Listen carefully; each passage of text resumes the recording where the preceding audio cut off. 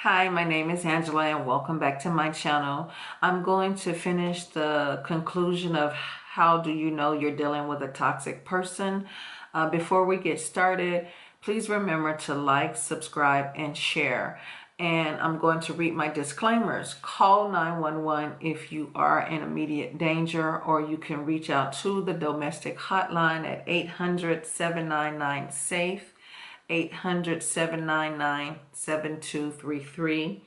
And for mental health resources, reach out to NAMI at 800-950-NAMI, 800-950-6264. You can also text NAMI at 741741. Please remember to like my videos and subscribe. So we stopped off with number 3. So number 4, pathological liars. These are the type of people that lie just because. They lie because they woke up today and had nothing else better to do. They lie because they're going to start their day off by going to school or work or whatever the case may be. They just lie. And I'm not saying that we all haven't told lies, such as little white lies or omission of lying, things of that nature. But these people lie because that's part of their DNA. There's nothing else better to do but lie. And they have no remorse in doing so. These are the type of people, they lie to impress people. They'll just they'll make themselves be so much better in a situation to where they believe them lies. And it's confusing if you're in a relationship with a person like this, because you don't want to be part of the lie, but they'll put you in a situation to where you just have to sit back and look at them to say, well, what was this about? Why did you lie about this? For example, say you're going to buy a car. And this actually happened to me one time. I went to go buy a car with this person. And, I get that the salesman is going to try to sell you because that's what he does. He's a salesman. But there's really no reason for you to lie about the purchase. My thing is, I know what I want. I know why I'm buying this car, and I know how much I can afford. So we go, and before I could say anything, the person that I was with said that I was buying a car for my son that's going off to college. That was so far from the truth that it was ridiculous. At this time, my son had his own car, and I wasn't buying a car for my son at all. This was actually going to be my car. So, I mean, the lie just went on. And when we got back to the car to leave, because I actually didn't purchase the car at that lot. When we got back to leave, I asked the person, I said, why did you lie? I said, what was that for? And this is what came out of that person's mouth. Oh, I didn't know what to say. And I was looking, I was so confused, and I thought that was the oddest thing. But I started to notice that that person did that on a regularly. The lies that the person would do was always something like that. But this could be a symptom of something that's more serious.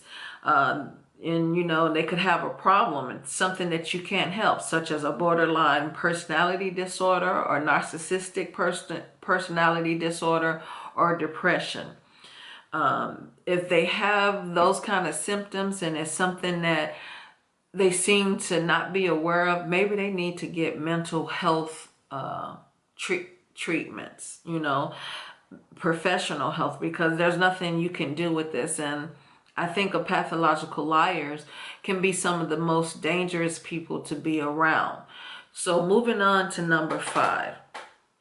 A person that's toxic, they don't respect your boundaries or your property. They play on your weakness. They don't care about you. It's all about how they feel. They're bullies. They're there to break you down, make you feel a certain way, and put you down.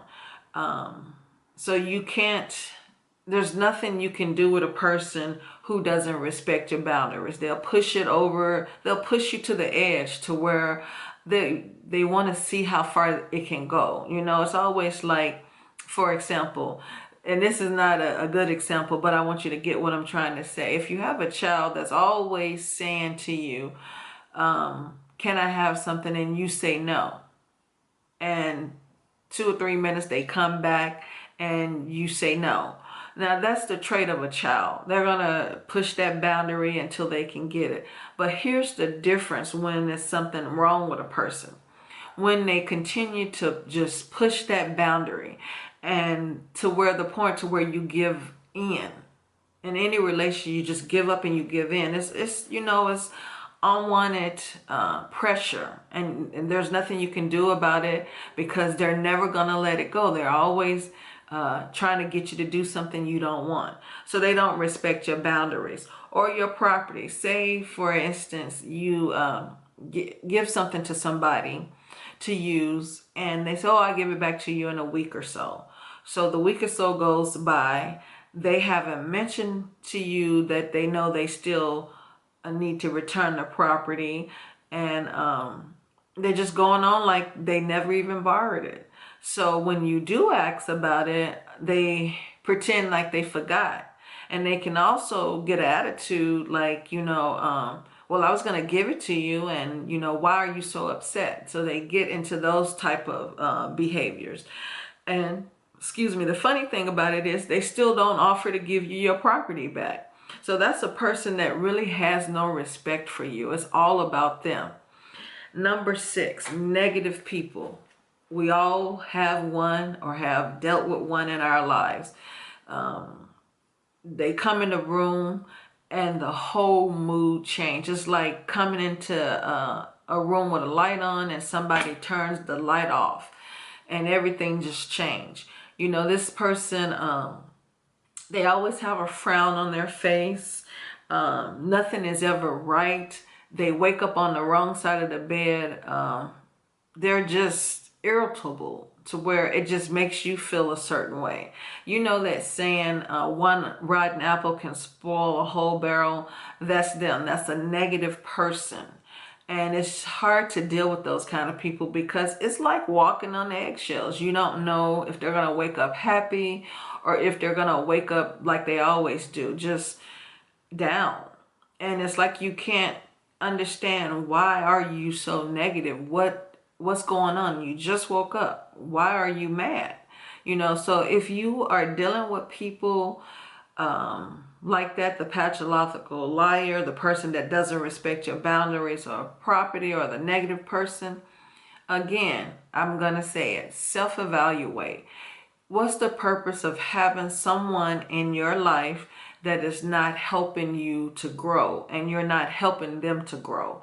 I don't care if it's a romantic relationship, a parent and child relationship, a friendship, whatever the case may be.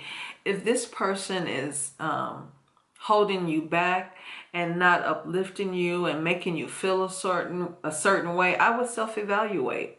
And you know, with family, you don't have to be mean. Just don't give all your time to a person like that. If you're in a relationship like this, it's time to consider walking away, especially if this behavior has been going on for years and you see no hope and no change, and you've tried to talk to the person about it, but they're still insisting that it's not them, it's you.